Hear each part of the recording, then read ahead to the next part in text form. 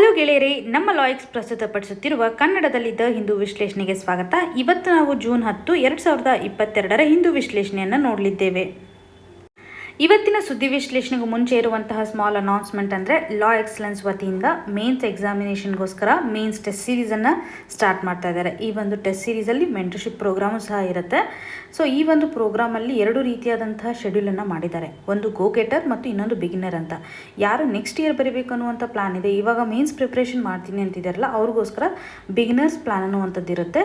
ಗೋ ಗೆಟರ್ಸ್ ಅಂತಂದರೆ ಈ ವರ್ಷ ನಿಮ್ಮ ಪ್ರಿಲಿಮಿನರಿ ಎಕ್ಸಾಮಿನೇಷನ್ ಕ್ಲಿಯರ್ ಆಗುತ್ತೆ ಅನ್ನುವಂಥ ಒಂದು ಪ್ರಿಡಿಕ್ಷನ್ ಏನಾದರೂ ಇದ್ದರೆ ಅಥವಾ ಕ್ಲಿಯರ್ ಆಗ್ಬೋದು ಅನ್ನುವಂಥ ಮಾರ್ಕ್ಸು ನಿಮಗೆ ಪ್ರಾಪರಾಗಿ ಬರ್ತಾ ಇದ್ದರೆ ನೀವು ಈ ಒಂದು ಟೆಸ್ಟ್ ಸೀರೀಸನ್ನು ಜಾಯ್ನ್ ಆಗ್ಬೋದು. ಸೊ ಇನ್ನೂ ಹೆಚ್ಚಿನ ಇನ್ಫಾರ್ಮೇಷನ್ ನಿಮಗೆ ಬೇಕಾಗಿತ್ತಂದರೆ ಕೊಟ್ಟಿರುವಂಥ ನಂಬರ್ಗೆ ಕಾಲ್ ಮಾಡೋದ್ರ ಮುಖಾಂತರ ಮಾಹಿತಿಯನ್ನು ಪಡ್ಕೋಬೋದು ಅಥವಾ QR ಕೋಡನ್ನು ಸ್ಕ್ಯಾನ್ ಮಾಡೋದ್ರ ಮುಖಾಂತರ ಈಸಿಯಾಗಿ ರಿಜಿಸ್ಟ್ರೇಷನನ್ನು ಮಾಡ್ಕೋಬೋದಾಗಿದೆ.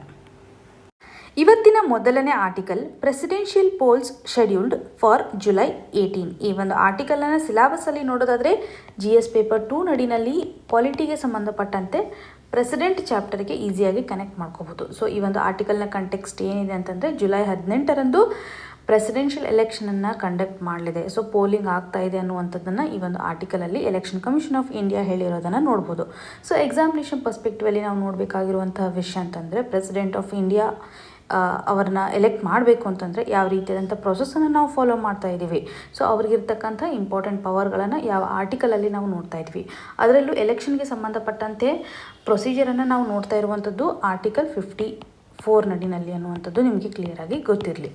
ಸೊ ನಮ್ಮ ಕಾನ್ಸ್ಟಿಟ್ಯೂಷನಲ್ಲಿ, ನಮ್ಮ ಸಂವಿಧಾನದಲ್ಲಿ ಆರ್ಟಿಕಲ್ 54 ಇವತ್ತು ಪ್ರೆಸಿಡೆಂಟ್ ಅವರ ಒಂದು ಎಲೆಕ್ಷನ್ಗೆ ಸಂಬಂಧಪಟ್ಟಂಥ ಇನ್ಫಾರ್ಮೇಷನನ್ನು ಕೊಡ್ತಾ ಇದೆ.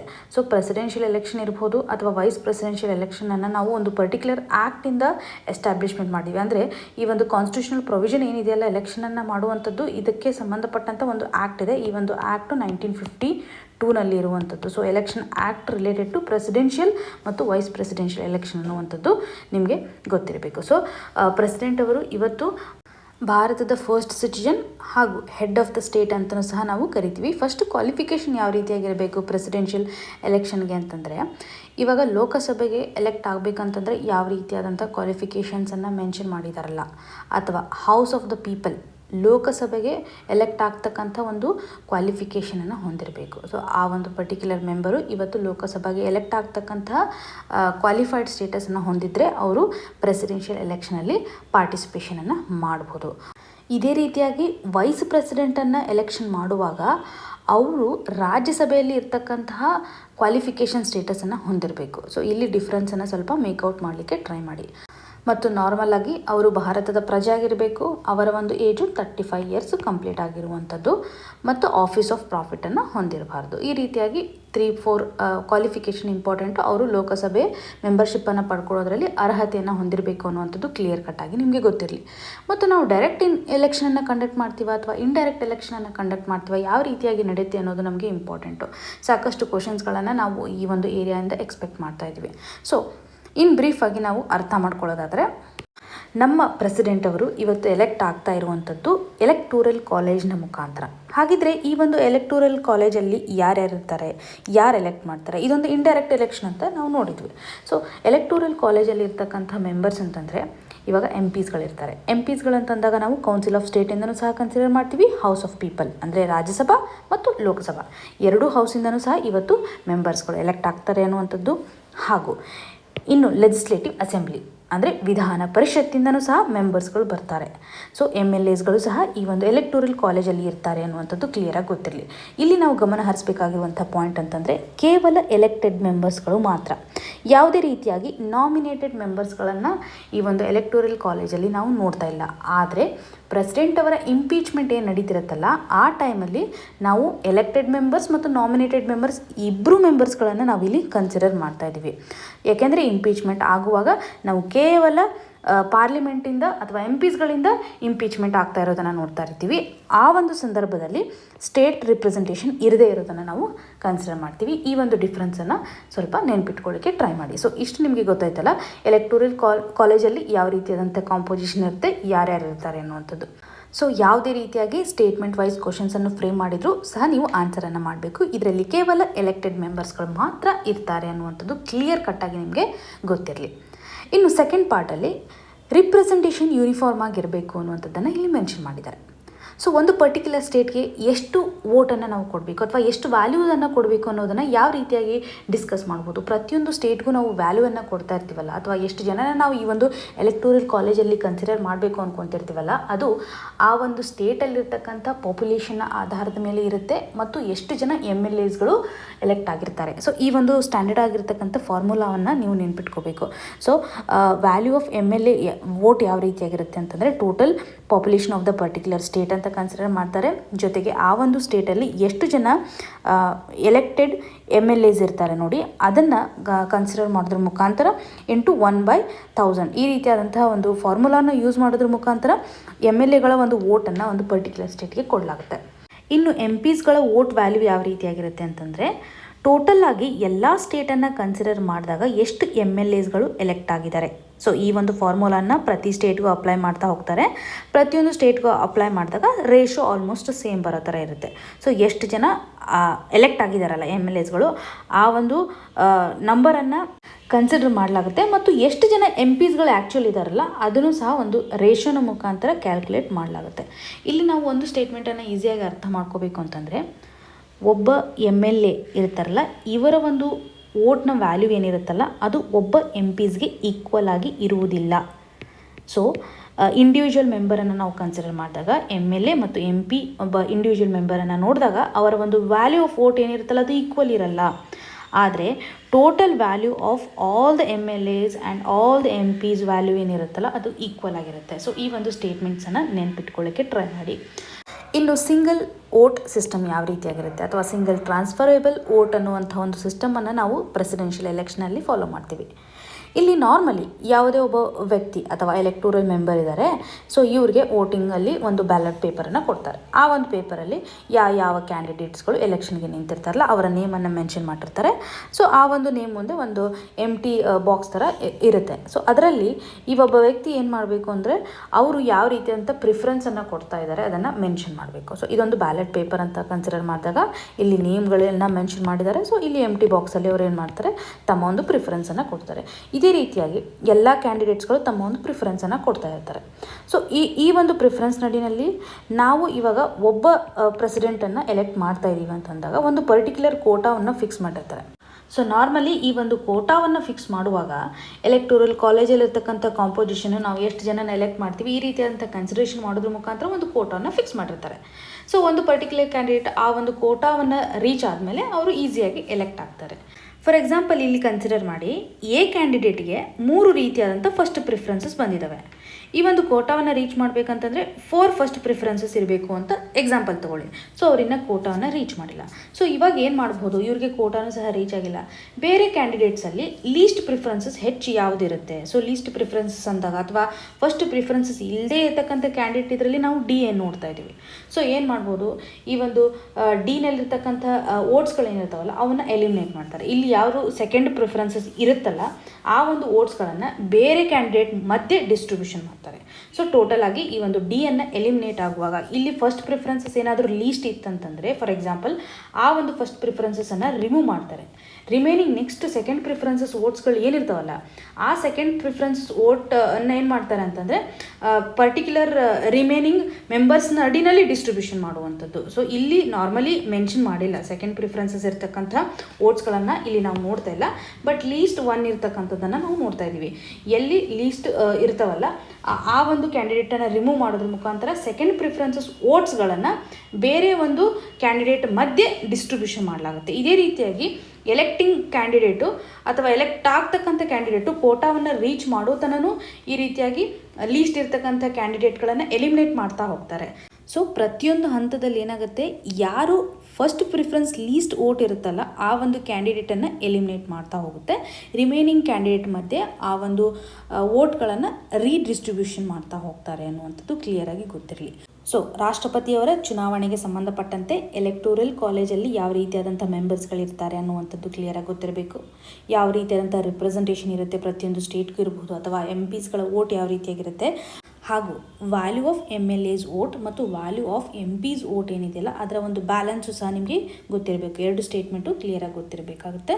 ಮತ್ತು ಯಾವ ರೀತಿಯಾಗಿ ಈ ಒಂದು ಸಿಂಗಲ್ ಟ್ರಾನ್ಸ್ಫರಬಲ್ ವೋಟ್ ಸಿಸ್ಟಮ್ ನಡೆಯುತ್ತೆ. ಸೊ ಇಷ್ಟು ಇನ್ಫಾರ್ಮೇಷನ್ ನಮಗೆ ಎಕ್ಸಾಮಿನೇಷನ್ ಪರ್ಸ್ಪೆಕ್ಟಿವಲ್ಲಿ ಹೆಲ್ಪ್ ಆಗುತ್ತೆ.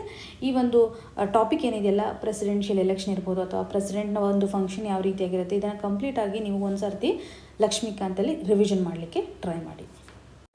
ಇನ್ನು ಮುಂದಿನ article rhino reintroduction a hit in Assam reserve. ಈ ಒಂದು ಆರ್ಟಿಕಲನ್ನು ನಾವು ಸಿಲೆಬಸಲ್ಲಿ ನೋಡೋದಾದರೆ GS ಪೇಪರ್ 3 ನಡಿನಲ್ಲಿ ಎನ್ವಿರಾನ್ಮೆಂಟ್ಗೆ ಸಂಬಂಧಪಟ್ಟಂತೆ ಕನ್ಸರ್ವೇಷನ್ ಸೆಕ್ಷನಲ್ಲಿ ಹಾಗೂ ಬಯೋಡೈವರ್ಸಿಟಿಗೆ ಸಂಬಂಧಪಟ್ಟಂತೆ ಕನೆಕ್ಟ್ ಮಾಡ್ಕೋಬಹುದು. ಸೊ ಆರ್ಟಿಕಲಲ್ಲಿರುವಂಥ ಕಂಟೆಕ್ಸ್ಟ್ ಏನಿದೆ, ರೈನೋಸಾರಸ್ಗೆ ಸಂಬಂಧಪಟ್ಟಂಥ ಗಣತಿಯನ್ನು ಮಾಡಿದ್ದಾರೆ. ಸೊ ಅಸ್ಸಾಮಲ್ಲಿ ಇವಾಗ 14th ಸೆನ್ಸಸ್ಸನ್ನು ಕಂಡಕ್ಟ್ ಮಾಡಲಾಗಿದ್ದು, ಸೊ ಯಾವ ರೀತಿಯಾದಂಥ ನಂಬರನ್ನು ಹೊಂದಿದೆ ಅಥವಾ ಯಾವ ರೀತಿಯಾದಂಥ ಕಂಡೀಷನನ್ನು ರೈನೋಸಾರಸ್ ಹೊಂದಿದೆ ಅನ್ನೋದ್ರ ಬಗ್ಗೆ ಈ ಒಂದು ಆರ್ಟಿಕಲಲ್ಲಿ ಮೆನ್ಷನ್ ಮಾಡಿದ್ದಾರೆ. ಸೊ ಎಕ್ಸಾಮಿನೇಷನ್ ಪರ್ಸ್ಪೆಕ್ಟಿವಲ್ಲಿ ನಾವು ಎರಡು ರೀತಿಯಾದಂಥ ಇನ್ಫಾರ್ಮೇಷನನ್ನು ಗಮನ ಹರಿಸಬೇಕು. ಒಂದು ರೈನೋಸಾರಸ್ನ ಒಂದು IUCN ಸ್ಟೇಟಸ್ ಇರ್ಬೋದು ಅಥವಾ ಯಾವ ರೀತಿಯಾದಂಥ ಕನ್ಸರ್ವೇಷನ್ ಸ್ಟೇಟಸ್ ಇದೆ, ಸೊ ಯಾವ ರೀತಿಯಾದಂಥ ಹ್ಯಾಬಿಟೈಟ್ ಇದೆ ಅನ್ನೋದ್ರ ಬಗ್ಗೆ ಗಮನ ಹರಿಸಬೇಕು. ಅಥವಾ ಇಂಡಿಯನ್ ರೈನೋದ ಒಂದು ಕ್ಯಾರೆಕ್ಟರಿಸ್ಟಿಕ್ಸ್ ಯಾವ ರೀತಿಯಾಗಿದೆ, ಸೊ ಅದರ ಒಂದು ಪ್ರೊಟೆಕ್ಷನ್ ಸ್ಟೇಟಸ್ ಯಾವ ರೀತಿಯಾಗಿದೆ ಅನ್ನೋದ್ರ ಬಗ್ಗೆ ನೋಡೋಣ. ಜೊತೆಗೆ ಅಸ್ಸಾಮಲ್ಲಿ ಯಾವ ರೀತಿಯಾದಂತಹ ನ್ಯಾಷನಲ್ ಪಾರ್ಕ್ಗಳಿದ್ದಾವೆ ಅನ್ನೋದನ್ನು ನೋಡೋಣ. ಯಾಕೆಂದರೆ ಇಂಪಾರ್ಟೆಂಟ್ ನ್ಯಾಷನಲ್ ಪಾರ್ಕ್ಗಳು ನಾರ್ತ್ ಈಸ್ಟರ್ನ್ ಸ್ಟೇಟಲ್ಲಿರೋದ್ರಿಂದ ಮತ್ತು ನ್ಯಾಷನಲ್ ಪಾರ್ಕ್ಗಳೇನಿದಾವಲ್ಲ ಅಸ್ಸಾಮಲ್ಲಿ ಡೈರೆಕ್ಟಾಗಿ ಕ್ವಶನ್ಸನ್ನು ಕೊಡಬಹುದು. ಯಾವ ನ್ಯಾಷನಲ್ ಪಾರ್ಕ್ಗಳು ಅಸ್ಸಾಮಲ್ಲಿ ಬಿಲಾಂಗ್ ಆಗುತ್ತೆ ಅನ್ನುವಂಥದ್ದನ್ನು ಸ್ಟೇಟ್ಮೆಂಟ್ ವೈಸ್ ಅಥವಾ ಸಿಂಗಲ್ ವರ್ಡ್ ಕ್ವಶನ್ಸಲ್ಲಿ ಫ್ರೇಮ್ ಮಾಡ್ಬೋದು. ಅಥವಾ ಪರ್ಟಿಕ್ಯುಲರ್ ನ್ಯಾಷನಲ್ ಪಾರ್ಕನ್ನು ಕೊಟ್ಟು ಈ ಒಂದು ನ್ಯಾಷನಲ್ ಪಾರ್ಕ್ ಅಸ್ಸಾಮಲ್ಲಿ ಇರ್ತಕ್ಕಂಥದ್ದು ಅಥವಾ ಒಂದು ಪರ್ಟಿಕ್ಯುಲರ್ ಕನ್ಸರ್ವೇಷನ್ ಸ್ಟೇಟಸನ್ನು ಹೊಂದಿರೋದನ್ನು ಸಹ ಮೆನ್ಷನ್ ಮಾಡ್ಬೋದು. ಇನ್ನು ಈಸ್ಟಿಂದ ವೆಸ್ಟ್ ಇರ್ಬೋದು ಅಥವಾ ವೆಸ್ಟಿಂದ ಈಸ್ಟಲ್ಲಿ ಅರೇಂಜ್ ಮಾಡಿ ಅಂತ ಈ ನ್ಯಾಷನಲ್ ಪಾರ್ಕ್ಗಳನ್ನು ಮೆನ್ಷನ್ ಮಾಡ್ಬೋದು. ಸೊ ಮಾನಸಲ್ಲಿ ಟೋಟಲ್ ಆಗಿ ನಾವು 7 ನ್ಯಾಷನಲ್ ಪಾರ್ಕ್ಗಳನ್ನು ನೋಡ್ತೀವಿ. ಸೊ ಯಾವ್ಯಾವ ನ್ಯಾಷನಲ್ ಪಾರ್ಕ್ಗಳಿದ್ದಾವೆ ಈ ಒಂದು ಇಮೇಜ್ನ ಮುಖಾಂತರ ನಾವು ಅರ್ಥ ಮಾಡ್ಕೋಬೋದು. ಒಂದು ರಾಯ್ಮೋನಾ ಅನ್ನುವಂಥ ನ್ಯಾಷನಲ್ ಪಾರ್ಕು. ಸೊ ಈ ಒಂದು ಇಮೇಜನ್ನು ನೋಡಿದಾಗ ಇಲ್ಲಿ ಬರುತ್ತೆ, ಆ್ಯಕ್ಚುಲಿ ಇಲ್ಲಿ ಕೊಟ್ಟಿಲ್ಲ, ಸ್ವಲ್ಪ ನೆನ್ಪಿಟ್ಕೊಳ್ಳೋಕೆ ಟ್ರೈ ಮಾಡಿ. ರಾಯ್ಮೋನಾ ನ್ಯಾಷನಲ್ ಪಾರ್ಕ್ ಒಂದು. ನೆಕ್ಸ್ಟು ಮಾನಸ್ ಅನ್ನುವಂಥದ್ದಿದೆ. ಒರ್ಯಾಂಗ್ ಅಂತ ನೋಡ್ತಾ ಇದ್ದೀವಿ. ನಾಮೇರಿ, ಕಾಜಿರಂಗ್, ದಿಬ್ರು ಸೈಕೋವಾ. ಇನ್ನೊಂದು ಮಿಸ್ ಆಗಿದೆ ಇಲ್ಲಿ. ಸೊ 7th ಒನ್ ಏನಂತಂದರೆ ದಿಹಿಂಗ್ ಪಟ್ಕಾಯ್. ಸೊ ಈ 7 ನ್ಯಾಷನಲ್ ಪಾರ್ಕ್ಗಳನ್ನು ಯಾವ ರೀತಿಯಾಗಿ ನಾವು ನೆನ್ಪಿಟ್ಕೋಬಹುದು. ಸೊ ಈಸ್ಟಿಂದ ವೆಸ್ಟ್ಗೆ ಅಥವಾ ವೆಸ್ಟಿಂದ ಈಸ್ಟ್ಗೆ ಕೇಳಿದರೂ ಸಹ ಒಂದು ಕೋಡ್ ವರ್ಡ್ ಮೇಲೆ ನಾವು ನೆನ್ಪಿಟ್ಕೊಳ್ಳೋಕ್ಕೆ ಟ್ರೈ ಮಾಡೋಣ. ರಾಯ್ ಮಾಂಕ್ ದಿ ಅಂತ ನೆನ್ಪಿಟ್ಕೊಳ್ಳಿ. ಸೊ ಈಸಿಯಾಗಿ ಗೊತ್ತಾಗುತ್ತೆ. ರಾಯ್ ಅಂತಂದರೆ ರಾಯ್ಮೋನಾ, ಎಮ್ ಅಂತಂದರೆ ಮಾನಸ್ ಅನ್ನುವಂಥದ್ದು, ಓ ಅಂದರೆ ಒರ್ಯಾಂಗು, ಎನ್ ಅಂತಂದರೆ ನಾಮೇರಿ, ಕೆ ಅಂದಾಗ ಕಾಜಿರಂಗ್, ದಿ ಅಂದಾಗ ಎರಡು ರೀತಿ, ಒಂದು ದಿಬ್ರು ಸೈಕೋವಾ ಬರುತ್ತೆ, ಇನ್ನೊಂದು ದಿಹಾಂಗ್ ಪಟ್ಕಾಯ್. ಇವ ಎರಡನ್ನು ಸ್ವಲ್ಪ ನೆನ್ಪಿಟ್ಕೊಳ್ಳೋಕ್ಕೆ ಟ್ರೈ ಮಾಡಿ. ಸೊ ಇಮೇಜನ್ನು ಸಹ ನೀವು ಈಸಿಯಾಗಿ ನೋಡ್ತಾ ಇರೋದ್ರಿಂದ ಈಸಿಯಾಗಿ ರೀಕಾಲ್ ಮಾಡ್ಕೋಬೋದು. ಸೊ ಈ ರೀತಿಯಾಗಿ 7 ನ್ಯಾಷನಲ್ ಪಾರ್ಕ್ಗಳಿದ್ದಾವೆ. ಸೊ ನಿಮಗೆ ಕ್ಲಿಯರಾಗಿ ಅಸ್ಸಾಮಲ್ಲಿ ಎಷ್ಟು ನ್ಯಾಷನಲ್ ಪಾರ್ಕ್ಗಳಿದ್ದಾವೆ, ಯಾವ ರೀತಿಯಾಗಿ ಅರೇಂಜ್ ಮಾಡಲಾಗಿದೆ, ಸೊ ಯಾವ ರೀತಿಯಾಗಿ ನಾವು ನೆನ್ಪಿಟ್ಕೋಬೇಕು ಅನ್ನೋದು ಕ್ಲಿಯರಾಗಿ ಗೊತ್ತಾಯಿತು. ಸೊ ಈ ಒಂದು ಆರ್ಟಿಕಲಲ್ಲಿ ಎಂಫಸೈಸ್ ಮಾಡಿರೋ ಪ್ರಕಾರ ಈ ಒಂದು ಸೆನ್ಸಸ್ಸಲ್ಲಿ ಬಂದಿರುವಂತಹ ಔಟ್ಕಮ್ ಯಾವ ರೀತಿಯಾಗಿದೆ ಅಂತಂದರೆ ರೈನೋಸ್ಗಳ ಒಂದು ಲೈಫ್ ಎಕ್ಸ್ಪೆಕ್ಟೆನ್ಸಿ ಹೆಚ್ಚಿದೆ ಅನ್ನೋದ್ರ ಬಗ್ಗೆ ಎಂಫಸೈಸ್ ಮಾಡಿದ್ದಾರೆ. ಜೊತೆಗೆ ಈ ಒಂದು ರೈನೋಸ್ಗಳನ್ನು ರೀಇಂಟ್ರಡಕ್ಷನ್ ಮಾಡೋದ್ರ ಬಗ್ಗೆಯೂ ಸಹ ನಾವಿಲ್ಲಿ ನೋಡ್ಬೋದು. ರೀಇಂಟ್ರಡಕ್ಷನ್ ಮಾಡುವಾಗ ಯಾವ ಒಂದು ರಿಸರ್ವ್ ಅನ್ನು ಇವರು ಸೆಲೆಕ್ಟ್ ಮಾಡಿದ್ದಾರೆ ಅಂತಂದರೆ ಪೊಬಿತೋರಾ ವೈಲ್ಡ್ ಲೈಫ್ ಸೆಂಚುರಿ. ಸೊ ಈ ಒಂದು ವೈಲ್ಡ್ ಲೈಫ್ ಸೆಂಚುರಿ ಮಾನಸ್ ಹಾಗೂ ಒರ್ಯಾಂಗ್ ಇವೆರಡರ ಮಧ್ಯೆ ಬರುತ್ತೆ. ಸೊ ಇಲ್ಲಿ ಕಾಜಿರಂಗದಿಂದ ರೈನೋಸಾರಸನ್ನು ರೀಇಂಟ್ರಡಕ್ಷನ್ ಮಾಡಬೇಕು ಅಥವಾ ಟ್ರಾನ್ಸ್ಲೊಕೇಶನ್ ಮಾಡಬೇಕು ಅನ್ನುವಂಥ ಒಂದು ಪ್ರೋಗ್ರಾಮನ್ನು ಸಹ ಇಲ್ಲಿ ಎಂಫಸೈಸ್ ಮಾಡಿದ್ದಾರೆ. ಈ ಒಂದು ಪ್ರೋಗ್ರಾಮ್ನ ವಿಷನ್ 2020 ಏನಿದೆಯಲ್ಲ, ರೈನೋ ವಿಷನ್ಗೆ ಸಂಬಂಧಪಟ್ಟಂತೆ ಅಥವಾ ಸಪೋರ್ಟ್ ಆಗುವಂತೆ ರೀಇಂಟ್ರಡಕ್ಷನನ್ನು ಮಾಡಲಾಗಿದೆ ಅಥವಾ ರೀಇಂಟ್ರಡಕ್ಷನ್ ಪ್ರೋಗ್ರಾಮನ್ನು ಇನಿಷಿಯೇಟ್ ಮಾಡಲಾಗಿದೆ ಅನ್ನುವಂಥದ್ದು. ಇನ್ನು ರೈನೋಸಲ್ಲಿ ನಾವು 5 ರೀತಿಯಾದಂಥ ವೆರೈಟಿಯನ್ನು ಅಥವಾ 5 ರೀತಿಯಾದಂಥ ಸ್ಪೀಷೀಸನ್ನು ನೋಡ್ತಾ ಇದ್ದೀವಿ. ಭಾರತದಲ್ಲಿ ಇರುವಂಥದ್ದು ಅಥವಾ ಇವಾಗ ಅಸ್ಸಾಮಲ್ಲಿ ಕಂಡಕ್ಟ್ ಮಾಡಿರುವಂಥ ಸೆನ್ಸಸ್ಸು ಗ್ರೇಟರ್ 1 ಹಾರ್ನ್ ರೈನೋಸ್ಗೆ ಸಂಬಂಧಪಟ್ಟಂತೆ. ಸೊ ಇದರ ಒಂದು IUCN ಸ್ಟೇಟಸ್ ಯಾವ ರೀತಿಯಾಗಿದೆ ಅಂತಂದರೆ ವಲ್ನರೇಬಲ್ ಕಂಡೀಷನಲ್ಲಿ ಬರುತ್ತೆ. ಇನ್ನು ವೈಟ್ ರೈನೋ ಏನಿದೆಯಲ್ಲ ಇದು ನಿಯರ್ ಥ್ರೆಟನ್ಡ್. ಸೊ ಇಷ್ಟು ನೆನ್ಪಿಟ್ಕೊಳ್ಳಿ, ಗ್ರೇಟರ್ 1 ಹಾರ್ನ್ ರೈನೋಸಾರಸ್ ಅನ್ನುವಂಥದ್ದು ವಲ್ನರೇಬಲ್ ಕ್ಯಾಟಗರಿನಲ್ಲಿ ಬರುತ್ತೆ. ವೈಟ್ ರೈನೋ ಇರುವಂಥದ್ದು ನಿಯರ್ ಥ್ರೆಟನ್ಡ್ ಕ್ಯಾಟಗರಿನಲ್ಲಿ ಬರುತ್ತೆ. ರಿಮೈನಿಂಗ್ ಯಾವುದೇ ಬಂದರೂ ಸಹ ಕ್ರಿಟಿಕಲಿ ಎಂಡೇಂಜರ್ಡ್ ಅನ್ನುವಂಥದ್ದನ್ನು ಹಾಕಲಿಕ್ಕೆ ಟ್ರೈ ಮಾಡಿ. ಸೊ ನಿಮಗೆ ಮ್ಯಾಚ್ ದ ಫಾಲೋಯಿಂಗಲ್ಲಿ ಕೊಡ್ಬೋದು ಕನ್ಫ್ಯೂಷನ್ ಮಾಡಲಿಕ್ಕೋಸ್ಕರ. ಸೊ ಯಾವ ರೀತಿಯಾದಂತಹ ಸ್ಪೀಷಸ್ ಇದೆ ಮತ್ತು ಅದರ ಒಂದು IUCN ಸ್ಟೇಟಸ್ಸು ನಿಮಗೆ ಕ್ಲಿಯರಾಗಿ ಗೊತ್ತಿರಲಿ. ಸೊ ರಿಮೈನಿಂಗ್ ಸ್ಪೀಷಸ್ನ ಒಂದು ನೇಮ್ ಯಾವ ರೀತಿಯಾಗಿದೆ, ಬ್ಲ್ಯಾಕ್ ರೈನೋ ನೋಡ್ತಾ ಇದ್ದೀವಿ, ಜಾವನ್ ರೈನೋ ಮತ್ತು ಸುಮಾತ್ರನ್ ರೈನೋ. ಈ ರೀತಿಯಾಗಿ 5 ಸ್ಪೀಷಸ್ಗಳಿದ್ದಾವೆ. ಇವಾಗ ಕ್ವಶನ್ಸನ್ನು ಯಾವ ರೀತಿಯಾಗಿ ಎಕ್ಸ್ಪೆಕ್ಟ್ ಮಾಡ್ಬೋದು, ಈ ಒಂದು ಪರ್ಟಿಕ್ಯುಲರ್ ಸ್ಪೀಷೀಸ್ನ ಒಂದು ನೇಮನ್ನು ಕೊಟ್ಟು ಇದು ಕೇವಲ ಭಾರತದಲ್ಲಿ ಮಾತ್ರ ಕಂಡುಬರುತ್ತೆ ಈ ರೀತಿಯಾಗಿ ಫ್ರೇಮ್ ಮಾಡ್ಬೋದು. ಇದನ್ನು ಪ್ರಿವಿಯಸ್ ಇಯರಲ್ಲಿ ಕೇಳಿದ್ದಾರೆ. ಸೊ ಈ ಒಂದು ಗ್ರೇಟರ್ ಒನ್ ಹಾರ್ನ್ ರೈನೋ ಏನಿದೆಯಲ್ಲ ಇದು ಕೇವಲ ಭಾರತದಲ್ಲಿ ಮಾತ್ರ ಕಂಡುಬರುತ್ತೆ ಅನ್ನುವಂಥ ಒಂದು ಸ್ಟೇಟ್ಮೆಂಟನ್ನು ಸಹ ಕೊಟ್ಟಿದ್ರು. ಸೊ ಇಲ್ಲಿ ನಿಮಗೆ ಒಂದು ಸ್ಟೇಟ್ಮೆಂಟ್ ಏನಾದರೂ ಕ್ಲಿಯರಾಗಿ ಗೊತ್ತಿದ್ರೆ ಈಸಿಯಾಗಿ ಆ ಒಂದು ಆಪ್ಷನನ್ನು ಎಲಿಮಿನೇಟ್ ಮಾಡ್ಬೋದು. ಗ್ರೇಟರ್ ಒನ್ ಹಾರ್ನ್ ರೈನೋ ಅನ್ನುವಂಥದ್ದು native to Indian subcontinent ಅಂತ ಮೆನ್ಷನ್ ಮಾಡಿದ್ದಾರೆ ಸಾಕಷ್ಟು ಕಂಟೆಂಟಲ್ಲಿ. ಸೊ ಇಂಡಿಯನ್ ಸಬ್ ಕಾಂಟಿನೆಂಟ್ ಅಂದಾಗ ಇದು ಬೇರೆ ಬೇರೆ ಕಂಟ್ರೀಸ್ಗೂ ಸಹ ಬಿಲಾಂಗ್ ಆಗುತ್ತೆ ಅನ್ನೋವಂಥದ್ದು ಗೊತ್ತಿದ್ರೆ ಆಪ್ಷನನ್ನು ಈಸಿಯಾಗಿ ನೀವು ಎಲಿಮಿನೇಟ್ ಮಾಡ್ಬೋದು. ನೀವು ಪ್ರೀವಿಯಸ್ ಇಯರ್ ಕ್ವಶನ್ ಪೇಪರನ್ನು ತೆಗೆದು ನೋಡಿದಾಗ UPSCನಲ್ಲಿ ಸಾಕಷ್ಟು ಎನಿಮಲ್ಸ್ ಮೇಲೆ UPSC ಇಂಪಾರ್ಟೆನ್ಸನ್ನು ಕೊಟ್ಟಿದೆ. ಫಾರ್ ಎಕ್ಸಾಂಪಲ್ ಏಷ್ಯಾಟಿಕ್ ಲೈನ್ ಇರ್ಬೋದು, ಟೈಗರ್ಗೆ ಸಂಬಂಧಪಟ್ಟಂತೆ ಕ್ವಶನನ್ನು ಕೇಳಿದ್ದಾರೆ, ರೈನೋಸ್ಗೆ ಸಂಬಂಧಪಟ್ಟಂತೆ ಕ್ವಶನ್ಸ್ಗಳು ಫ್ರೇಮ್ ಆಗಿದ್ದಾವೆ, ಎಲಿಫೆಂಟ್ ಇರ್ಬೋದು, ಕ್ಯಾಮಲ್ ಇರ್ಬೋದು. ಸೊ ಈ ಎಲ್ಲ ಎನಿಮಲ್ಸ್ಗಳು ಯಾವಾಗಾದ್ರೂ ನ್ಯೂಸಲ್ಲಿ ಬಂದರೆ ಅದಕ್ಕೆ ಸಂಬಂಧಪಟ್ಟಂಥ ಇನ್ಫಾರ್ಮೇಷನನ್ನು ನೀವು ಕಲೆಕ್ಟ್ ಮಾಡ್ಕೋಬೇಕು. ಯಾವ ರೀತಿಯ ಕ್ವಶನ್ಸನ್ನು ಫ್ರೇಮ್ ಮಾಡಿದ್ದಾರೆ, ಅದರ ಹ್ಯಾಬಿಟೈಟ್ ಮೇಲೆ ಕೇಳಿರ್ತಾರೆ, ಅಥವಾ ಕನ್ಸರ್ವೇಷನ್ ಸ್ಟೇಟಸ್ ಯಾವ ರೀತಿಯಾಗಿದೆ ಅನ್ನೋದ್ರ ಮೇಲೆ ಕೇಳಿರ್ತಾರೆ. ಸೊ ಯಾವ ಪ್ಯಾಟರ್ನಲ್ಲಿ ಕ್ವಶನನ್ನು ಕೇಳಿದ್ದಾರೆ ಅನ್ನುವಂಥದ್ದನ್ನು ಗಮನ ಹರಿಸ್ಕೊಂಡು ನ್ಯೂಸಲ್ಲಿ ಏನಾದರೂ ಈ ಎನಿಮಲ್ಸ್ಗಳಿಗೆ ಸಂಬಂಧಪಟ್ಟಂತೆ ಕನ್ಸರ್ವೇಷನ್ ಸ್ಟೇಟಸ್ ಇರ್ಬೋದು ಅಥವಾ ಏನಾದರೂ ರೀಹ್ಯಾಬಿಲಿಟೇಷನ್ ಪ್ರೋಗ್ರಾಮ್ ಏನಾದರೂ ಬಂದಿದ್ದರೆ ಅದ್ರ ಬಗ್ಗೆ ನಾವು ಗಮನ ಹರಿಸಬೇಕು. ಇದರಿಂದ ಕ್ವಶನ್ಸು ಎಕ್ಸಾಮಲ್ಲಿ ಬರುವಂಥ ಚಾನ್ಸಸ್ ಜಾಸ್ತಿ ಇರುತ್ತೆ. ಇನ್ನು ಈ ಒಂದು ರೈನೋಸ್ನ ವೈಲ್ಡ್ ಲೈಫ್ ಪ್ರೊಟೆಕ್ಷನ್ ಆ್ಯಕ್ಟ್ 1972 ನಡಿನಲ್ಲಿರ್ತಕ್ಕಂಥ ಸ್ಟೇಟಸ್ ಅಂತಂದರೆ ಇದನ್ನು ಸ್ಕೆಡ್ಯೂಲ್ 1 ಹಾಕಲಾಗಿದೆ ಅನ್ನುವಂಥದ್ದು ಕ್ಲಿಯರಾಗಿ ಗೊತ್ತಿರಲಿ. ಮತ್ತು ಈ ಒಂದು ರೈನೋಸ್ ಕಂಡುಬರುವಂಥದ್ದು ಇಂಡಿಯನ್ ಸಬ್ ಕಾಂಟಿನೆಂಟಲ್ಲಿ, ಅದರಲ್ಲೂ ಪಾಕಿಸ್ತಾನದಿಂದ ಹಿಡಿದು ಮಯನ್ಮಾರ್ ಬಾರ್ಡರ್ ತನೂ ಈ ಒಂದು ಸ್ಪೀಷೀಸ್ ಸ್ಪ್ರೆಡ್ ಆಗಿದೆ. ಇಂಡಸ್ ಇರ್ಬೋದು, ಗಂಗಾ ಇರ್ಬೋದು, ಬ್ರಹ್ಮಪುತ್ರ ಬೇಸಿನ್ ನಡಿನಲ್ಲಿ ಈ ಆ್ಯನಿಮಲ್ ಕಾಣ್ತಾ ಇರೋದನ್ನು ನೋಡ್ಬೋದು. ಸೊ ನಮಗೆ ಗೊತ್ತಿರಬೇಕು ಕ್ಲಿಯರಾಗಿ ಇಂಡಿಯನ್ ಸಬ್ ಕಾಂಟಿನೆಂಟಲ್ಲಿ ಕಂಡುಬರುತ್ತೆ ಅನ್ನುವಂಥದ್ದು. ಹಾಗೂ ಇದರ ಒಂದು ಥ್ರೆಟ್ ಯಾವ ರೀತಿಯಾಗಿದೆ ಅಂತಂದರೆ ಚೈನೀಸ್ ಅವರು ಇದನ್ನು ಟ್ರೆಡಿಷ್ನಲ್ ಮೆಡಿಸಿನ್ಗೋಸ್ಕರ ಬಳಕೆ ಮಾಡ್ತಾರೆ.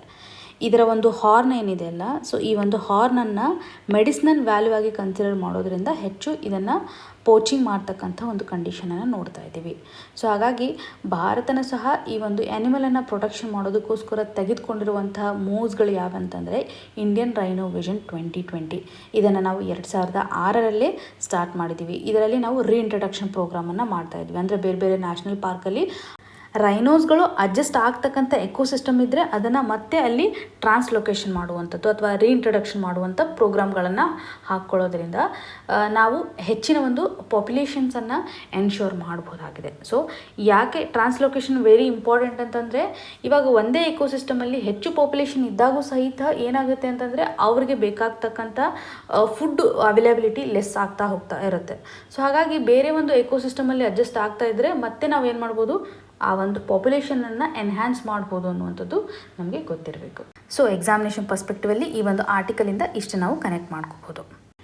ಇನ್ನು ಮುಂದಿನ ಆರ್ಟಿಕಲ್ ರುಪಿ ಎಂಡ್ಸ್ ಆಟ್ 77.74 per dollar after record low. ಈ ಒಂದು ಆರ್ಟಿಕಲನ್ನು ನಾವು ಸಿಲೆಬಸ್ಸಲ್ಲಿ ನೋಡೋದಾದರೆ GS ಪೇಪರ್ 3 ನಡಿನಲ್ಲಿ ಎಕಾನಮಿನಲ್ಲಿ ಎಕ್ಸ್ಟರ್ನಲ್ ಸೆಕ್ಟರ್ಗೆ ಕನೆಕ್ಟ್ ಮಾಡ್ಕೋಬೋದು. ಹಾಗೂ BOPಗೆ ಸಂಬಂಧಪಟ್ಟಂಥ ಕಾನ್ಸೆಪ್ಟಲ್ಲೂ ಸಹ ನಾವು ಕನ್ಸಿಡರ್ ಮಾಡ್ಬೋದಾಗಿದೆ. ಸೊ ಆರ್ಟಿಕಲಲ್ಲಿ ಏನು ಹೇಳ್ತಾ ಇದೆ, ರುಪಿ ಡಿಪ್ರಿಸಿಯೇಷನ್ ಆಗ್ತಾ ಇದೆ, 6 ಪೈಸೆ ಡಿಪ್ರಿಸಿಯೇಟ್ ಆಗಿದೆ ಅಂತ ಮೆನ್ಷನ್ ಮಾಡಿದೆ. So examination perspectively rupee depreciation ಅಂದರೆ ಏನು ಅನ್ನೋದ್ರ ಬಗ್ಗೆ ಕ್ಲಿಯರಾಗಿ ಗೊತ್ತಿರಬೇಕು ನಮಗೆ. ಇದಕ್ಕೆ ಕಾರಣ ಏನು, ಯಾಕೆ ಇವತ್ತು ರುಪಿ ಡಿಪ್ರಿಸಿಯೇಷನ್ ಆಗಿದೆ ಅನ್ನುವಂಥದ್ದು ಒಂದು ಕ್ವಶನ್ ಮಾರ್ಕ್. ಇದಕ್ಕೆ 2 ಕಾರಣಗಳನ್ನು ಇಲ್ಲಿ ಮೆನ್ಷನ್ ಮಾಡಿದ್ದಾರೆ. ಸೊ ಈಸಿಯಾಗಿ ನಾವು ಕನೆಕ್ಟ್ ಮಾಡ್ಕೋಬೋದು. ರುಪಿ ಡಿಪ್ರಿಸಿಯೇಷನ್ ಅಂತಂದರೆ ಈ ಮೊದಲು ನಾವು $1 ತೊಗೋಬೇಕಂತಂದರೆ ಎಷ್ಟು ರುಪೀಸನ್ನು ಖರ್ಚು ಮಾಡ್ತಿದ್ವಿ. ಸೊ ಎಷ್ಟು ರುಪೀಸ್ಗೆ $1 ಬರ್ತಿತ್ತಲ್ಲ ಅದಕ್ಕಿಂತ ನಾವು ಹೆಚ್ಚು ರುಪೀಸನ್ನು ಕೊಡಬೇಕು. 6 ಪೈಸೆ ಇನ್ಕ್ರೀಸ್ ಆಗಿರೋದನ್ನು ನಾವಿಲ್ಲಿ ನೋಡ್ಬೋದು. ಸೊ ಈ ಮೊದಲಿರ್ತಕ್ಕಂಥ ಅಮೌಂಟಲ್ಲಿ ಅಥವಾ ಈ ಒಂದು ಕರೆನ್ಸಿ ಎಕ್ಸ್ಚೇಂಜ್ ಮಾಡುವಾಗ ರುಪೀಸನ್ನು ನಾವು ಕೊಡೋದು ಹೆಚ್ಚಾಗ್ತಾ ಹೋಗ್ತಾ ಇದೆ ಅಂತಂದರೆ, ಹೆಚ್ಚು ರುಪೀಸನ್ನು ನಾವು ಕೊಡೋದ್ರ ಮುಖಾಂತರ ಕೇವಲ $1 ಪಡ್ಕೋತಾ ಇದ್ದೀವಿ ಅಂತಂದರೆ ಅದು ಡಿಪ್ರಿಷಿಯೇಟ್ ಆಗ್ತಾ ಬರ್ತಾ ಇದೆ ನಮ್ಮ ಕರೆನ್ಸಿ ಅಂತ ಅರ್ಥ. ಸೊ ಇದನ್ನು ನಾವು ಡೈರೆಕ್ಟಾಗಿ ಏನು ಕನೆಕ್ಟ್ ಮಾಡ್ಕೋಬೋದು, ರುಪಿ ತನ್ನ ವ್ಯಾಲ್ಯೂವನ್ನು ಕಳ್ಕೋತಾ ಇದೆ, ವ್ಯಾಲ್ಯೂ ಏನಿದೆಯಲ್ಲ ಡಿಕ್ರೀಸ್ ಆಗ್ತಾ ಇದೆ, ನಮ್ಮ ಕರೆನ್ಸಿ ವ್ಯಾಲ್ಯೂ ಕಡಿಮೆ ಆಗ್ತಾ ಇದೆ, ನಾವು ಹೆಚ್ಚು ರುಪೀಸನ್ನು ಕೊಡ್ತಾ ಇದ್ದೀವಿ ಅನ್ನುವಂಥದ್ದು. ಸೊ ಡಾಲರು ಸ್ಟ್ರೆಂಥನ್ ಆಗ್ತಾ ಇದೆ, ಡಾಲರ್ನ ಒಂದು ಡಿಮ್ಯಾಂಡ್ ಹೆಚ್ಚಾಗ್ತಾ ಇದೆ ಅನ್ನುವಂಥದ್ದು ಇದು ರುಪಿ ಡಿಪ್ರಿಸಿಯೇಷನ್ ಆಗ್ತಕ್ಕಂಥ ಕಂಡೀಷನ್ನು. ಸೊ ಇದು ನಿಮಗೆ ಕ್ಲಿಯರಾಗಿ ಗೊತ್ತಾಯಿತು. ಇದನ್ನು ಟ್ರಿಗರ್ ಮಾಡ್ತಕ್ಕಂಥ ಫ್ಯಾಕ್ಟರ್ ಯಾವುದು ಅಥವಾ ಕಂಟ್ರೋಲ್ ಮಾಡುವಂಥ ಫ್ಯಾಕ್ಟರ್ ಯಾವುದಂತಂದರೆ ಫ್ಲೋಟಿಂಗ್ ಎಕ್ಸ್ಚೇಂಜ್ ಅನ್ನೋದನ್ನು ಈ ಒಂದು ಡೆಫಿನೇಷನಲ್ಲಿ ನೋಡ್ಬೋದು. ಸೊ ವ್ಯಾಲ್ಯೂ ಆಫ್ ಕರೆನ್ಸಿ ಅನ್ನುವಂಥದ್ದು ಇವತ್ತು ಫಾಲ್ ಆಗುವಾಗ ಫ್ಲೋಟಿಂಗ್ ಎಕ್ಸ್ಚೇಂಜು ಕಂಟ್ರೋಲ್ ಮಾಡ್ತಾ ಇದೆ. ಫ್ಲೋಟಿಂಗ್ ರೇಟ್ ಸಿಸ್ಟಮು ಇವತ್ತು ಕಂಟ್ರೋಲ್ ಮಾಡ್ತಾ ಇದೆ ಅಂತಂದರೆ, ಫ್ಲೋಟಿಂಗ್ ರೇಟ್ ಅಂತ ಬಂದಾಗ ನಿಮಗೆ ಬೇಕಾಗಿರುವಂಥ ಟರ್ಮ್ ಅಂತಂದರೆ ಡಿಮ್ಯಾಂಡ್ ಆ್ಯಂಡ್ ಸಪ್ಲೈ. ಇದು market driven value. Normally market ಈ ಎರಡು ಫ್ಯಾಕ್ಟರ್ನ ಮುಖಾಂತರ ವರ್ಕ್ ಆಗ್ತಾ ಇರುತ್ತೆ. ಸೊ ಈ ಒಂದು ಮಾರ್ಕೆಟಲ್ಲಿ ರುಪಿನ ಒಂದು ವ್ಯಾಲ್ಯೂವು ಇವತ್ತು ಮಾರ್ಕೆಟ್ ಡ್ರಿವನ್ ಆದಾಗ ಇದನ್ನು ನಾವು ಫ್ಲೋಟಿಂಗ್ ಎಕ್ಸ್ಚೇಂಜ್ ಅಂತ ಕರಿತೀವಿ. ಫಿಕ್ಸ್ಡ್ ಎಕ್ಸ್ಚೇಂಜ್ ರೇಟ್ ಅಂತಂದರೆ ಒಂದು ಪರ್ಟಿಕ್ಯುಲರ್ ಗೌರ್ಮೆಂಟು, ಯಾವುದೇ ಒಂದು ಕಂಟ್ರಿಯ ಸೆಂಟ್ರಲ್ ಗೌರ್ಮೆಂಟ್ ಡಿಟರ್ಮೈನ್ ಮಾಡಿರುತ್ತೆ ಎಷ್ಟು ನಾವು ಎಕ್ಸ್ಚೇಂಜ್ ರೇಟ್ ಮಾಡ್ತಾಯಿದ್ದೀವಿ, ಬೇರೆ ಕರೆನ್ಸಿನ ಎಷ್ಟು ರೇಟಲ್ಲಿ ಎಕ್ಸ್ಚೇಂಜ್ ಮಾಡ್ತಾಯಿದ್ದೀವಿ ಅನ್ನುವಂಥದ್ದನ್ನು ಸರ್ಕಾರ ಡಿಸೈಡ್ ಮಾಡ್ತಾ ಇರುತ್ತೆ, ಅಥವಾ ಸೆಂಟ್ರಲ್ ಗೌರ್ಮೆಂಟ್ ಡಿಸೈಡ್ ಮಾಡ್ತಾ ಇರುತ್ತಲ್ಲ, ಅದನ್ನು ಫಿಕ್ಸ್ಡ್ ಎಕ್ಸ್ಚೇಂಜ್ ರೇಟ್ ಅಂತ ಕರಿತೀವಿ.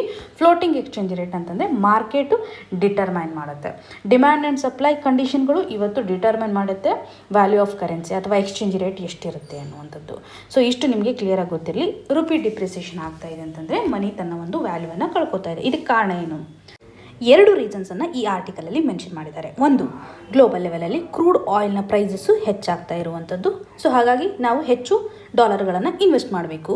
ಇದರಿಂದ ನಮ್ಮ ಒಂದು ಡಾಲರ್ ರಿಸರ್ವ್ ಏನಿರುತ್ತಲ್ಲ ಅದು ಕಡಿಮೆ ಆಗ್ತಾ ಬರ್ತಾ ಇದೆ. ನಮ್ಮ ರುಪಿ ಡಿಪ್ರಿಷಿಯೇಟ್ ಆಗ್ಬೋದು ಅಥವಾ ವೀಕ್ ಆಗ್ತಾ ಇದೆ ಅನ್ನುವಂಥದ್ದನ್ನು ಕನೆಕ್ಟ್ ಮಾಡ್ಕೋಬೋದು. ಅಂದರೆ ನಾವು ಹೆಚ್ಚು ಡಾಲರ್ಸ್ಗಳನ್ನು ಇನ್ವೆಸ್ಟ್ ಮಾಡೋದ್ರಿಂದ ನಮ್ಮ ಒಂದು ಫಂಡು ಔಟ್ಫ್ಲೋ ಆಗ್ತಾ ಇದೆ ಅನ್ನುವಂಥದ್ದನ್ನು ಈಸಿಯಾಗಿ ಕನೆಕ್ಟ್ ಮಾಡ್ಕೋಬೋದು.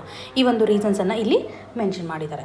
ಸೊ ಇದರಿಂದ ಯಾವ ರೀತಿಯಾದಂಥ ಕಾನ್ಸಿಕ್ವೆನ್ಸಸ್ ಆಗ್ಬೋದು, ಅಥವಾ ರುಪಿ ಡಿಪ್ರಿಸಿಯೇಷನ್ ಆಗೋದ್ರಿಂದ ನಮ್ಮ ಒಂದು ಎಕನಾಮಿ ಮೇಲೆ ಇಂಪ್ಯಾಕ್ಟ್ ಯಾವ ರೀತಿಯಾಗುತ್ತೆ? ಒಂದು, ಕರೆಂಟ್ ಅಕೌಂಟ್ ಡೆಫಿಸಿಟ್ ಏನಿದೆಯಲ್ಲ ಇದು ಹೆಚ್ಚಾಗ್ತಾ ಹೋಗ್ಬೋದು. ಅಂದರೆ ಟ್ರೇಡ್ ಡೆಫಿಸಿಟ್ಗೆ ನಾವು ಕನೆಕ್ಟ್ ಮಾಡೋದಾದರೆ ಇಂಪೋರ್ಟ್ನ ಒಂದು ಅಕೌಂಟ್ ಏನಿರುತ್ತಲ್ಲ ಅಥವಾ ಇಂಪೋರ್ಟ್ನ ಒಂದು ಬೆಲೆ ಹೆಚ್ಚಾಗ್ತಾ ಹೋಗುತ್ತೆ. ನಾವು ಹೆಚ್ಚು ಕ್ರೂಡ್ ಆಯಿಲ್ ಮೇಲೆ ಇನ್ವೆಸ್ಟ್ ಮಾಡೋದ್ರಿಂದ ಇಂಪೋರ್ಟ್ನ ಒಂದು ಕೋಟಾ ಏನಿರುತ್ತಲ್ಲ ಅದು ಹೆಚ್ಚಾಗ್ತಾ ಇರೋದ್ರಿಂದ, ಇಂಪೋರ್ಟ್ ಹೆಚ್ಚಾಗೋದ್ರಿಂದ ನಾವು ಡೈರೆಕ್ಟಾಗಿ ಟ್ರೇಡ್ ಡೆಫಿಸಿಟ್ ಇನ್ಕ್ರೀಸ್ ಆಗೋದನ್ನು ಕನೆಕ್ಟ್ ಮಾಡ್ಕೋಬೋದು. ಸೊ ಈ ನಿಟ್ಟಿನಲ್ಲಿ ನಮ್ಮ ಒಂದು ಫಾರಿನ್ ಎಕ್ಸ್ಚೇಂಜ್ ರಿಸರ್ವ್ ಕಡಿಮೆ ಆಗ್ತಾ ಇದೆ, ಡಿಪ್ಲೀಷನ್ ಆಗ್ತಾ ಇದೆ ಮತ್ತು ರುಪಿ ವೀಕ್ನಿಂಗ್ ಆಗ್ತಾ ಇದೆ ಮತ್ತು ಇನ್ಫ್ಲೇಷನ್ಗೂ ಸಹ ಇದು ಹಾದಿ ಮಾಡಿಕೊಡ್ಬಹುದು. ಸೊ ಒಟ್ಟಾರೆಯಾಗಿ ಇದು ಎಕನಾಮಿ ಮೇಲೆ ಒಂದು ಹೆಚ್ಚಿನ ಬರ್ಡನನ್ನು ಕ್ರಿಯೇಟ್ ಮಾಡ್ತಾ ಇದೆ. ಗ್ಲೋಬಲ್ ಲೆವೆಲಲ್ಲಿ ಕೆಲವೊಂದಿಷ್ಟು ಕಮೋಡಿಟೀಸ್ಗಳ ಒಂದು ಪ್ರೈಸ್ ವೇರಿಯೇಷನು ಸಹ ಒಂದು ಪರ್ಟಿಕ್ಯುಲರ್ ಕಂಟ್ರಿಲಿರ್ತಕ್ಕಂಥ ಎಕನಾಮಿಕ್ ಗ್ರೋತ್ಗೆ ಇಂಪ್ಯಾಕ್ಟ್ ಆಗ್ತಾ ಇದೆ ಅನ್ನುವಂಥದ್ದನ್ನು ನಾವು ಕನೆಕ್ಟ್ ಮಾಡ್ಕೋಬೋದು. ಸೊ ಇಷ್ಟು ಇನ್ಫಾರ್ಮೇಷನು ಈ ಒಂದು ಆರ್ಟಿಕಲಿಂದ ನಾವು ಸ್ಟ್ಯಾಟಿಕ್ ಕ್ವಶನ್ಸ್ಗೆ ಕನೆಕ್ಟ್ ಮಾಡ್ಕೋಬೋದು. ನೀವು ಕಮೆಂಟ್ ಸೆಕ್ಷನಲ್ಲಿ ರುಪಿ ಅಪ್ರಿಸಿಯೇಷನ್ ಅಂದರೆ ಏನು ಅನ್ನೋದನ್ನು ಮೆನ್ಷನ್ ಮಾಡಿ. ಅಂದರೆ ರುಪಿ ಅಪ್ರಿಸಿಯೇಷನ್ನ ಒಂದು ಡೆಫಿನೇಷನನ್ನು ಕಮೆಂಟ್ ಸೆಕ್ಷನಲ್ಲಿ ಮೆನ್ಷನ್ ಮಾಡಬೇಕು. ಇವತ್ತಿನ question of the day section ಅಡಿನಲ್ಲಿ ಪ್ರೀವಿಯಸ್ ಇಯರಲ್ಲಿ ಕೇಳಿರುವಂಥ ಕ್ವಶನನ್ನು ಕೊಡಲಾಗಿದೆ. ಇದಕ್ಕೆ ಸರಿಯಾದ ಉತ್ತರವನ್ನು ಕಮೆಂಟ್ ಸೆಕ್ಷನಲ್ಲಿ ಮೆನ್ಷನ್ ಮಾಡಿ. ಇವತ್ತು ಡಿಸ್ಕಸ್ ಮಾಡಿರುವಂತಹ ಆರ್ಟಿಕಲ್ಸ್ಗಳು ನಿಮಗೆ ಎಕ್ಸಾಮಿನೇಷನ್ ಪರ್ಸ್ಪೆಕ್ಟಿವಲ್ಲಿ ಹೆಲ್ಪ್ ಆಗುತ್ತೆ ಅಂತ ಭಾವಿಸ್ತಾ ಇದ್ದೀನಿ. ನಿಮ್ಗೆ ಏನೇ ಕನ್ಸರ್ನ್ ಇದ್ರೂ ಸಹ ಕಮೆಂಟ್ ಸೆಕ್ಷನಲ್ಲಿ ಮೆನ್ಷನ್ ಮಾಡಿ ಅಂತ ಹೇಳ್ತಾ ಆಲ್ ದ ವೆರಿ ಬೆಸ್ಟ್. ಧನ್ಯವಾದಗಳು.